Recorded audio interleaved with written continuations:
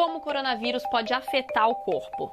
O coronavírus se propaga quando a gente inala gotículas que uma pessoa infectada expele no espirro ou na tosse. Ou quando a gente toca uma superfície, uma mesa, por exemplo, onde essas gotas caíram e colocamos as mãos nos olhos, no nariz ou na boca. É por isso que uma das recomendações mais importantes feitas por virologistas é exatamente para a gente lavar as mãos com frequência. E também para a gente tentar manter uma distância de cerca de 2 metros de outras pessoas. Mas e se isso não funcionar e contrairmos o novo coronavírus? Eu sou a Laís Alegrete, da BBC News Brasil aqui em Londres, e nesse vídeo eu vou contar o que pode acontecer com o corpo de quem tem a Covid-19.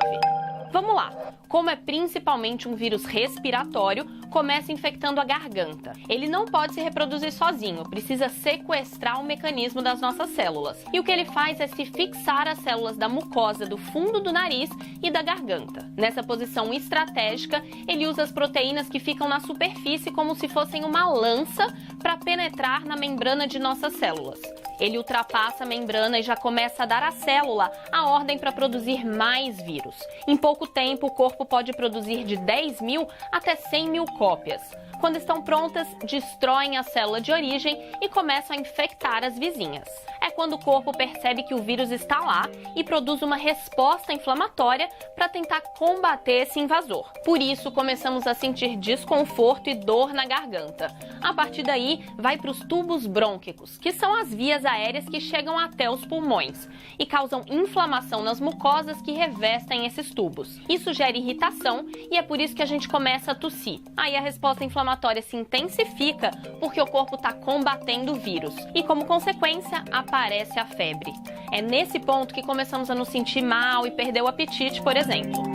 É importante lembrar que a maioria das pessoas infectadas, 80% de acordo com a OMS, desenvolve apenas sintomas leves, como febre e tosse. 14% vão ter sintomas mais graves, como falta de ar e dificuldade para respirar. E 6% ficarão em estado grave, enfrentarão insuficiência pulmonar, falência de órgãos e risco de morte. A maioria das pessoas se recupera da Covid-19 sem necessidade de tratamento específico. Elas fazem repouso, consomem bastante líquido, tomam paracetamol. Mas a situação pode piorar se o vírus passar dos tubos brônquicos para os pulmões, que é onde causa inflamação, que é a pneumonia. O problema não é apenas a infecção, mas como o nosso corpo responde a ela. Para impedir que a infecção domine nossas células, nosso corpo se defende, produzindo substâncias químicas bastante agressivas. No caso da pneumonia, acaba criando uma congestão nos pequenos sacos de ar na base dos pulmões, os alvéolos. Essas pequenas estruturas são as que normalmente se enchem de ar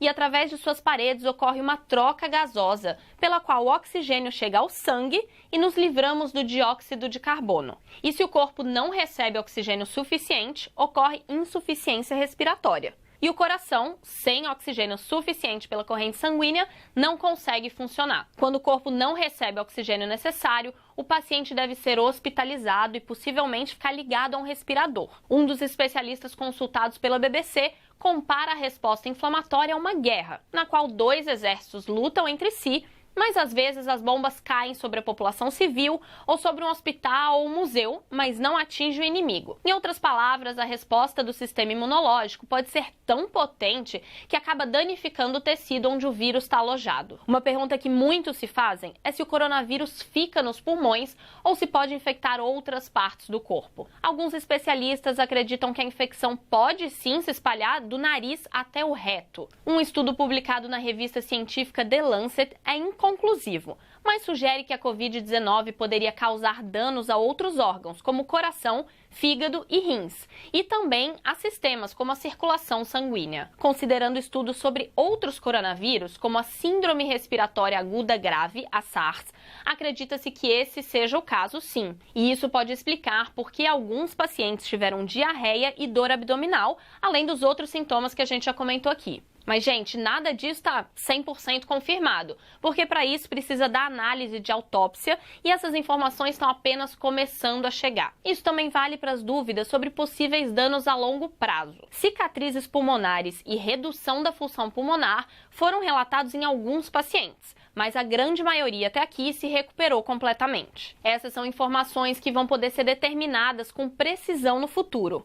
Agora, o foco está em ajudar a recuperação dos pacientes em situação mais grave, criar uma vacina e tentar evitar a propagação da doença. As informações desse vídeo foram feitas com base em uma entrevista com William Schaffner, que é professor de Medicina Preventiva e Doenças Infecciosas da Universidade Vanderbilt, nos Estados Unidos. A gente vai deixar o link da matéria aqui embaixo e quem não está inscrito no nosso canal ainda, não esquece de fazer isso. Até a próxima!